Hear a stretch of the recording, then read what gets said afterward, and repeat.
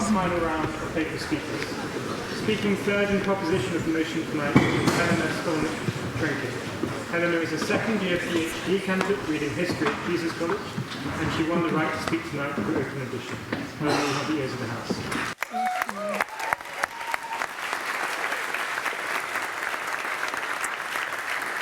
Okay. I didn't realise my mic was on when I went, okay. So I want to make my points, but I hope I'll also respond to some of the things that have been raised in the floor speeches and the points of information. Look, everybody in this room has a moral code. I think we've established that. Our moral code stems from recognising human dignity and empathising with those whose dignity we perceive to have been violated. Human dignity, yeah, it's hard to define, but easy to observe. Humans intrinsically care about other human beings in a way that we don't care about, like, furniture. Empathy is just a measurable concern about the conscious experience of your fellow human. And fundamentally, on the deepest, most meaningful level, we are all human, all around the world, in this room and all around the world, meaning we certainly all have and are entitled to the same human dignity. And hence comes your universal moral code. If we're all universally human, then there is a universal morality. What could possibly be your justification for withholding it from someone else? Now, universal morality is not like a complete life plan, that you don't need to wear blue jeans to unlock the right not to be tortured. You can pursue your own interpretation of the good life. So you eat food, right? You can choose to fast. That's not the same as being starved. Universal morality doesn't mean an answer to every question. It means there are fundamental moral questions where there are universal answers. And proving that some morality is universal, I don't think it's that hard. Kate and Oliver have shown the idea of human dignity, it's something that has arisen throughout our history and our cultures. And morality doesn't simply exist as a consequence of these practices. These practices exist because they recognize morality. So why do we kill each other, nevertheless? Why don't we cooperate? Because we're so good at dehumanizing people outside our group, at ceasing to recognize that common humanity. So neuroscientists have gathered strangers together to watch each other get electric shocks. And some of them watching, they had less empathy when they knew the other person getting shocked didn't support the same football team as them. Projects of dehumanization circumvent our natural recognition of a human dignity. Slavery came with dehumanization, right? The Holocaust came with dehumanization. As a woman, people continue to debate whether or not I am a real human. Dehumanization helps us deny that innate empathy. So when we do recognize people as human, our instinct is empathy. Wherever you drop us, we start to care for the people around us. And now, for the first time in human history, globalization lets us reduce dehumanization and develop empathy beyond the limits of our local ties. And our current process of collectively answering the few fundamental truths at the base of our universal morality is through the global project of human rights, as Kate said. Now, I hope that almost everybody in here is a universalist, and so you're with me thus far. You're a universalist in theory, right? But some of you probably tend to relativism in practice. You are reluctant to recognize a universal morality, which may stem from a very sensible desire to avoid arrogant Western tampering in other cultures. Yes, it's true. A version of universalism was exploited by colonial powers who claimed the well-being of people could be improved if their autonomy was denied and their culture was erased. And we must learn from the mistakes, the egoism of the past.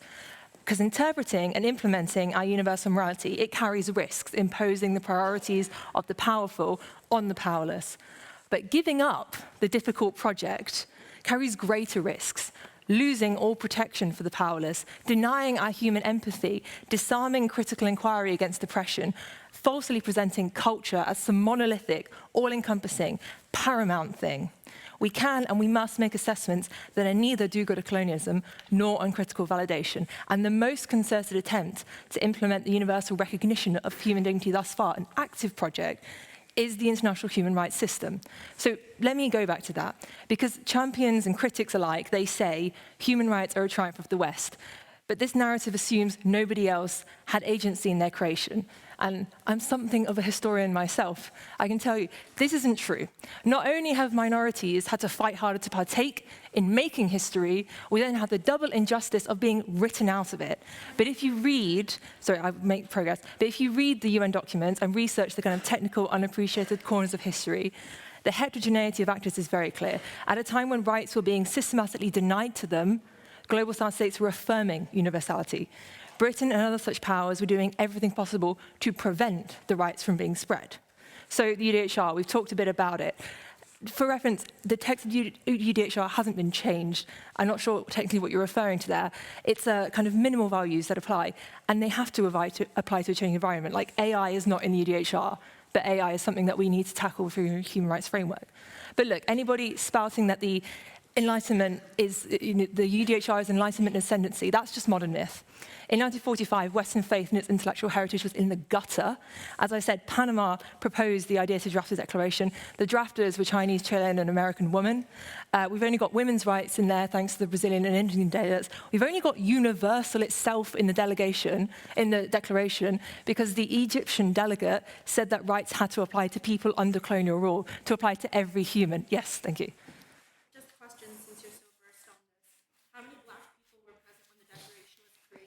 There actually were people on the commission that came from the countries that had been, the countries that were not under colonialism at the time. But I'm going to get to more of these examples.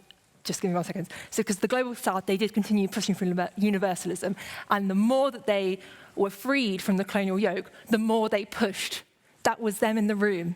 In 1950, the Brits, French, and Belgians, they tried to introduce a clause that stopped rights applying to colonial territories. The Chinese delegate reaffirmed the universal nature of the rights. Egypt's delegate said a differential application of rights based on culture is like Hitler, it's Hitlerian, and the amendment was defeated. In 1954, UN Resolution 843 recognized that the declaration overrules any traditional practices violating women's human rights, like child marriage. Western imposition, right. Wrong. It was pioneered by Arab and Latin American delegates and opposed by the colonial powers.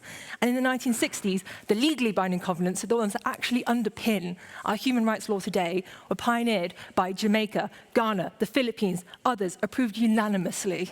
And anybody arguing the current system is Western construct is undermining these important contributions, as says Nepalese jurist Surya Prasad Subedi. So as you can see, I've already cited opinions from multiple people, multiple kind of countries, multiple continents, and I'm not just relied on Herskovits, because with respect, for those who don't know, Herskovits is like the most famous cultural relativist. It's like asking a mathemo what the best subject is. You know the answer you're going to get. Now, the rich history is evidence that defense of universal humanity and morality has roots in all corners of the globe, hence the American Anthropological Association. They moved from a 1947 statement saying, no, universal morality just imposes on the culture. In 1999, they say, yeah, there is clearly an ethical responsibility to oppose any cultural practice denying humanity. Culture has been protected. It's a core component of human rights, but it can't discriminate against a person. And if you still think that this particular rights project, as implemented, is flawed, that still doesn't mean it's all wrong, it's all pointless, and there is no universal morality. Because today, many states deny their participation in the project in order to violate the rights of their own citizens, just as colonial powers resisted the spread of human rights to those whose humanity they would not recognize. Today, authoritarian dictatorships weaponize relativistic language to get away with massacres. It's obvious that the grassroots, people want access to fundamental rights that respect their dignity. Most claims come from within local communities. It's lone protesters in China who first raised the alarm over lack of free expression. It was poor rural women in Pakistan who first saw action on the practice of honor killings. Human rights have been successful because they are authentically attractive propositions to billions of people, and these are the people that we betray if we blindingly, unquestioningly accept that there is no shared human experience and therefore no universal morality. Look, I'm from a part of the world where in the 1990s people assumed we were different because of our cultural, technological, historical background, that Balkan peoples are just more naturally violent. We have ancient hatreds, their nationalism encoded into our DNA. And this relativism, the idea that we're kind of inherently other, led to a peace treaty that has institutionalized partitions in Bosnia today. If you're an other, if you're not a Bosniak, Serb, or a Croat purely, then you can't stand for public office. The voting system is along ethnic lines. It's ethnic discrimination. And that is the end result of an idea that people are culturally different and that for some, human rights just aren't suitable. I want to close by quoting Wahida Amiri of the Women's Spontaneous Movement in Afghanistan. We refuse to accept being jailed in our homes, discriminated against and repressed. We demand legal, social and political rights. We protested and marched on the streets as we called out the Taliban. They beat us, used tear gas, arbitrarily detained us and asked how much money has been given to you Western bitches for creating this riot. They told me to be silent and threatened me with death. And I said, even though I'm breathing, I feel that you have already killed me. If the international community does not take action soon, then they are complicit. Those are her words. When asked to resolve moral dilemmas, many people won't. They think, who am I to impose my moral standards on people? I say, who are you to ignore them? To say our sisters oppressors could ever be right? To turn a blind eye and to say we must live well with our contemporaries and abandon the rest? That it's too difficult to say we wash our hands of the endeavour altogether? It's not true. I refuse the idea that at the base level we are not all human, that others must accept this half-life instead of a share in the whole of human capability and destiny. There is a universal morality, a base level for human dignity. Vote for the motion. Thank you.